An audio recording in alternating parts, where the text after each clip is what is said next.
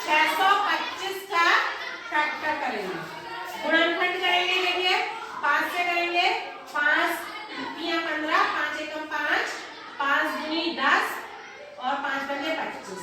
फिर 5 से करेंगे, 5 6 30, फिर एक बचा 5 दूनी 10, 5 पंजे 25।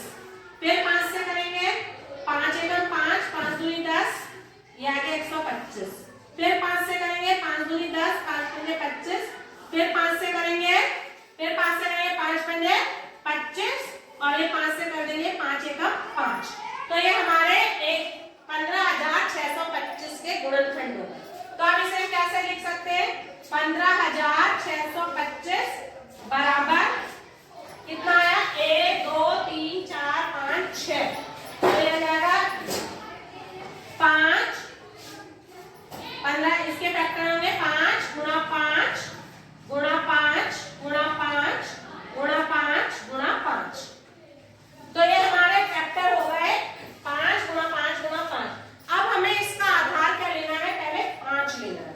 तो आधार 5 लेंगे तो इसकी घात कितनी हो जाएगी? 5 ले आधार 5, आधार अगर 5 लेंगे तो ये कितनी वैल्यू आ जाएगी? 1 2 3 4 5 6, यानी कि 5 की घात 6 अगर आधार 5 है। अब ये कह रहा 25 हो आधार, अगर 25 है तो क्या हो जाएगा? यानी कि इसके 5 पंजे 25, फिर 5 पंजे 25 और 5 पंजे 25। तो 25 के रूप में सिलेक्ट करें, 25 25 25। तो आधार अगर 25 होगा तो ये कितना हो जाएगा? 25 की घात कितनी आ जाएगी? 1 2 3। कितनी आ जाएगी? आधार 25 होगा तो घात हमारी 3 आएगी। अब कह रहा है आधार 125 भी हो। तो 125 कब होता है? जब हम 3 का लेंगे।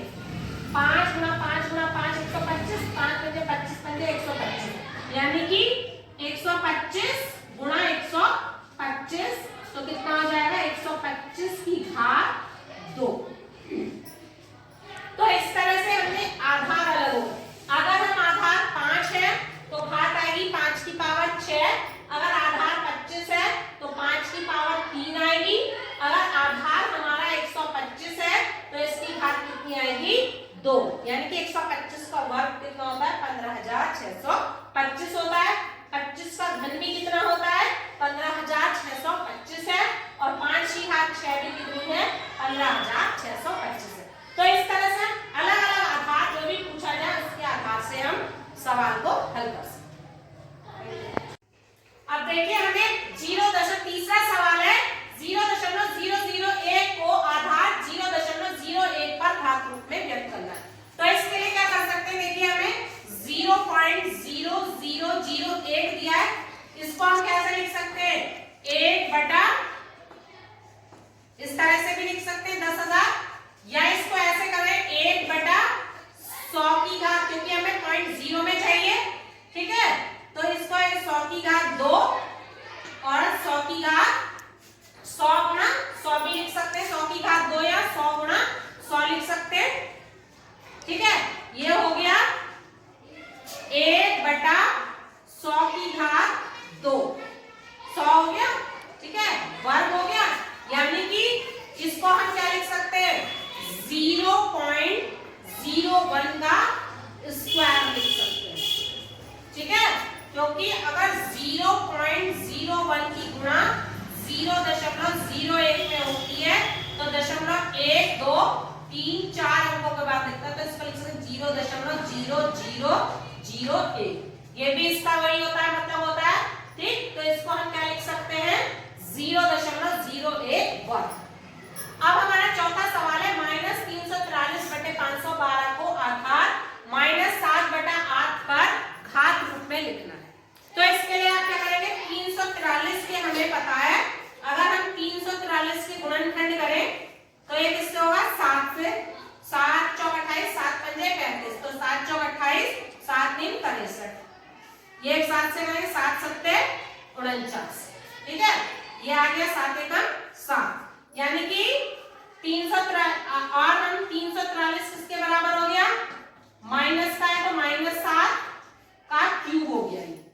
ठीक है, -7 यानी कि -7 इंटू -7 होगा, ठीक है, क्योंकि 43 था तो क्योंकि विषम घात है तो ये माइनस माइनस माइनस आ गया।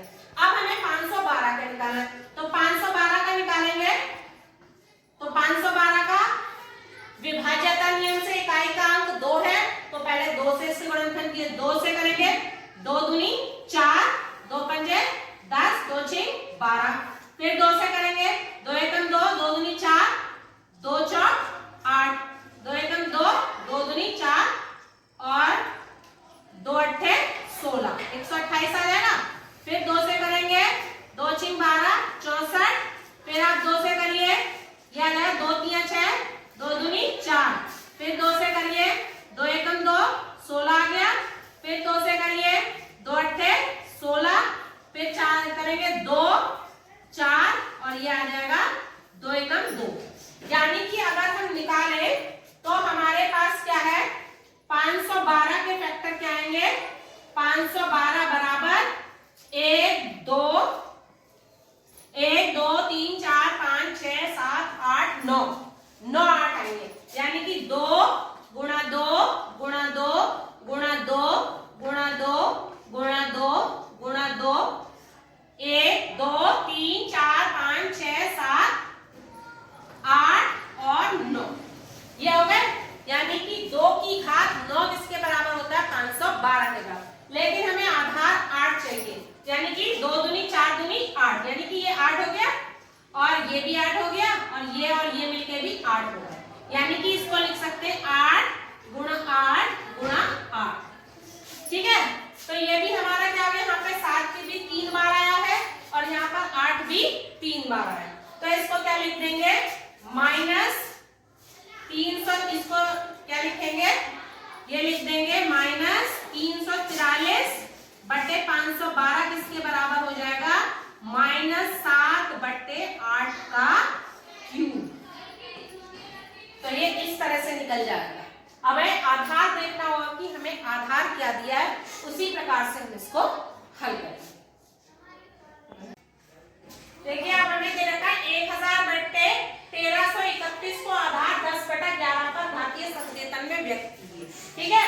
तो जो 1000 बटे 1331 दिया गया है, ठीक, तो 1000 को हम कैसे लिख सकते हैं, 1000 को अगर हम करेंगे 10 से करके देखें, वैसे तो हम क्या करते हैं अभाज्य गुणनखंड, ये हमें 100 वाले तो याद रहते हैं, 10 गुणा 10 गुणा 10 होगा, 10/100 भाई 1000, और ऐसे 1331 को हम क्या लिख सकते हैं, अगर ये हो जाएगा 11 गुणा 11 गुणा 11, यानी कि 10/11 की घात 3, क्योंकि 1 2 3 बार ये दिया है, 1 2 3 बार ये दिया है, तो 1000 हमें कुछ संख्याओं के घनमूल भी याद करने पड़ेंगे।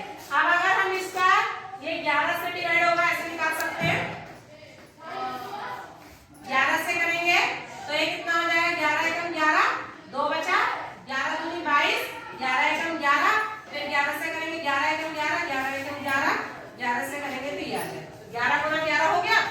ऐसे अगर आप 1000 के करेंगे तो 5 से कर सकते हैं, 5 दूनी 10 0 0, फिर 5 से करेंगे 5 चौक 20 0 0, फिर 5 से करेंगे 5 अट्ठे 40, 2 चौक 8, 2 से करेंगे 2 दूनी 4, 2 एकम 2, अब ये कितना हो गया, देखो 5 गुणा 5 गुणा 5 गुणा 2 गुणा 2 गुणा 2, यानी कि इसको 10 की फॉर्म में लिखना है, तो ये कितना हो गया, 5 दूनी 10 5 दूनी 10 और 5 दूनी 10, यानी कि 10 गुणा 10 गुणा 10, तो इस तरह से हमने इसको क्या लिख दिया कि 11 गुणा 11, ये 10 गुणा 10 गुणा 10 की घात 3 मिलती है।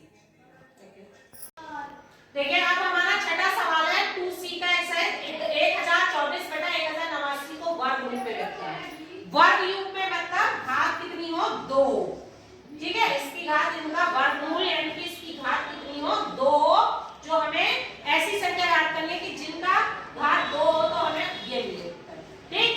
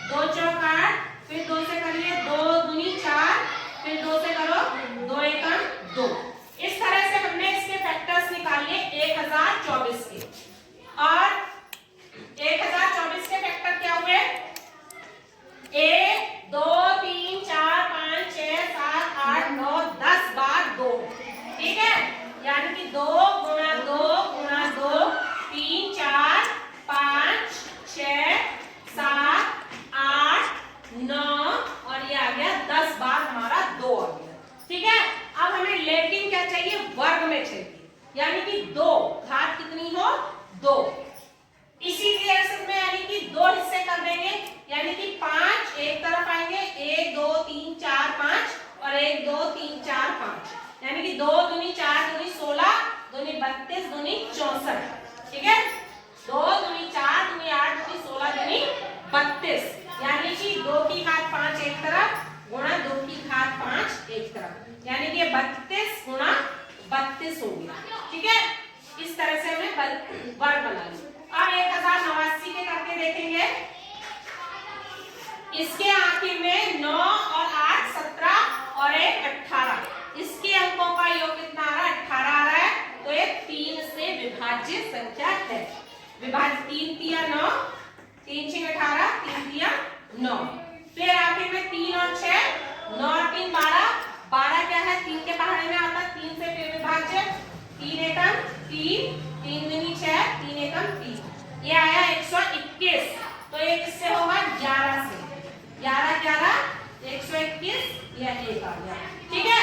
अब इसका क्या बनाएंगे, यानी कि 1089 किसके बराबर आया 3 गुणा 3 गुणा 11 गुणा 11, यानी कि हमें भी यहाँ पर भी वर्ग चाहिए, तो ये किसका वर्ग हो गया 11 तिया 33 और 11 तिया 33, तो ये हो गया 33 गुणा 33, ठीक है।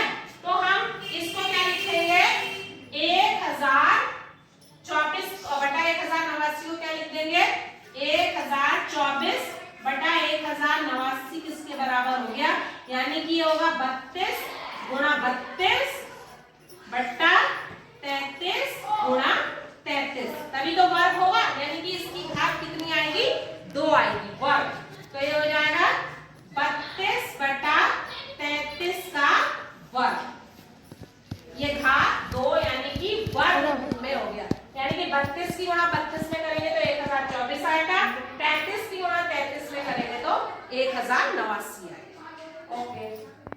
अब देखिए हमें 512 बटे 729 को घन रूप में व्यक्त करना है, यानी कि घन मतलब 3 बार हो, इससे मतलब इसकी आवर्ती इसकी घात जो होगी वो क्या होगी 3 होगी, तो इसके लिए आप 512 के फैक्टर करेंगे, 512 के करेंगे तो ये वही हो जाएगा 2 से 2, लास्ट में 2 है विभाज्यता नियम से, इकाई का अंक 2 है, तो 2 से 2 दूनी 4, 2 पंजे 10, 2 6 12, फिर 2 से करेंगे लास्ट में 6, 2 एकम 2, 2 दूनी 4, 2 अट्ठे 16, फिर 2 से करिए 2 6 12, 2 चौक 8, फिर 2 से 2 तिया 6, 2 ये आ जाएगा 2 तिया 6, 2 दूनी 4, फिर लास्ट में फिर 2 है, फिर 2 से करेंगे 2 एकम 2, 2 6 12, फिर 2 से 2 अट्ठे 16, फिर 2 से करिए 2 चौक 8, फिर 2 से करेंगे 2 दूनी 4, फिर 2 से करिए 2 एकम 2, ये हमारे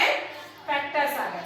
अब हमें घन के रूप में चाहिए, यानी कि 3 चीजें चाहिए, 1 2 3 4 5 6 7 8 9, 9 है हमारे पास, यानी कि 512 किसके बराबर है 2 गुणा 2 9 बार, 2 गुणा 2 गुणा 2 गुणा 2, ये हो गया 1 2 3 4 5 6 7 8 और ये हो गया 9। अब हमें घन यानी कि 3 पेयर्स चाहिए, यानी कि ये 2 ये एक साथ 1 2 और ये 3, यानी कि ये कितना हो गया 2 दूनी 4 दूनी 8 और ये 8 गुणा 8, ठीक है, यानी कि ये 8 गुणा 8 गुणा 8 भी लिख सकते हैं, और इसे इस तरह से 2 गुणा 2 9 बार आ जाए। अब हमें निकालना है 729 का, 729 में क्या है 9 9 दूनी 9 2 11 और 7 18, यानी कि ये संख्या क्या है 3 से भी विभाज्य है और 9 से भी विभाज्य है, तो 9 से अगर करके देखें 9 अट्ठे 72, 9 एकम 9, 9 ने 81, ठीक है, और ये 9 एकम 9, तो ये क्या हो गया 729 को हम क्या लिख सकते हैं 9 गुणा 9 गुणा 9, यानी कि ये 9 का घन हो गया, और इसको हम कैसे भी निकाल सकते हैं 7 2 9 है, ये 3 से जाएगा पहले, 3 दूनी 6, 3 चौक 12, 3 तिया 9, क्योंकि 3 और 4 7 2 9, तो 3 के पहाड़े में फिर डिवाइड हो जाएगा, 3 अट्ठे 24, 3 एकम 3, 8 और 9, तो ये फिर 3 से विभाज्य है, विभाज्यता नियम से 3 से करेंगे 27 आएगा, 3 दूनी 6, 2 बचा, 3 सत्ते 21, 7 2 9, विभाज्यता नियम संख्याओं का अंकों का योग 9 है और 3 के पहाड़े में आता है। फिर 3 से 3 दिन 27, 3 तो आता ही है, 3 3 9 और 3 1 3, तो ये भी इसके फैक्टर होगा। इसके ये फैक्टर क्या हुए, 729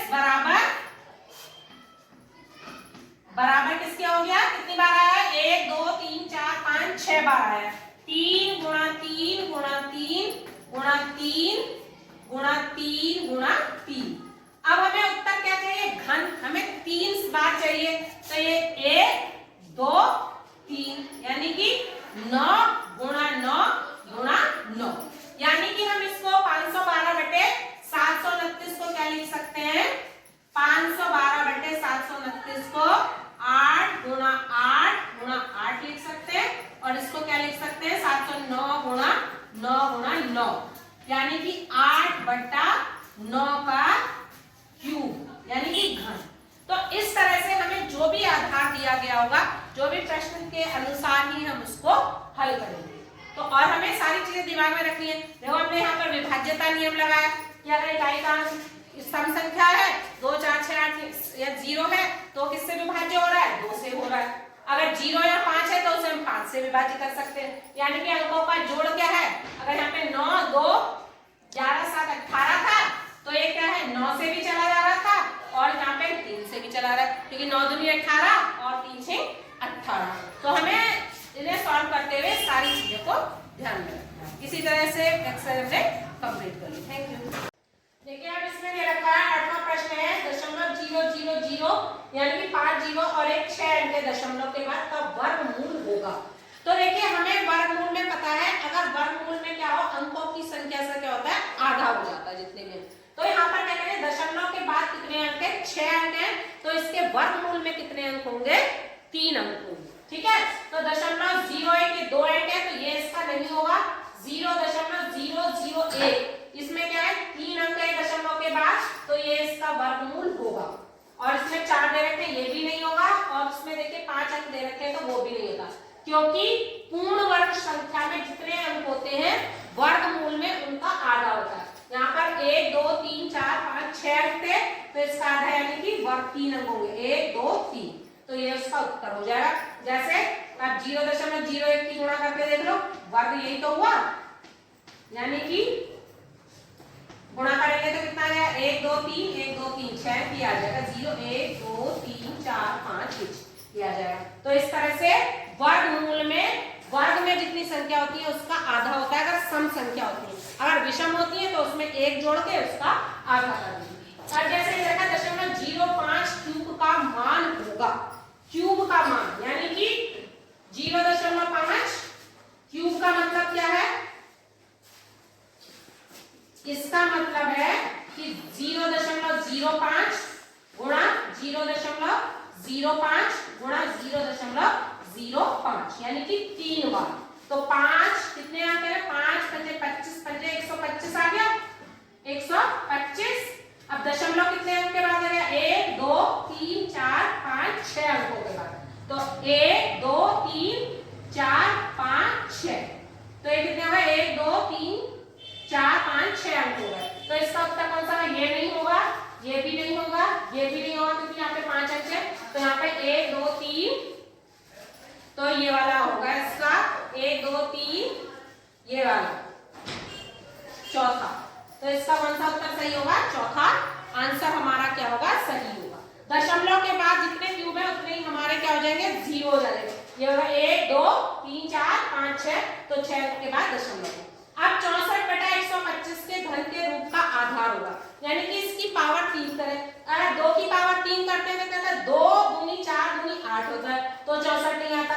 अब देखो इसका फैक्टर कर सकते हैं, 64 का फैक्टर कितने होते हैं, 2 से करके देखिए, 2 ये आ जाएगा 2 2 3 6 2 32 हो गया, और ये आ जाएगा 2 से करेंगे 16 आ जाएगा, फिर 2 से करिए 8, फिर 2 से करिए 4, फिर 4 2 से करेंगे तो 2 दूनी 4, तो ये कितना आ रहा है, 4 करिए 2 दूनी 4 4 और 4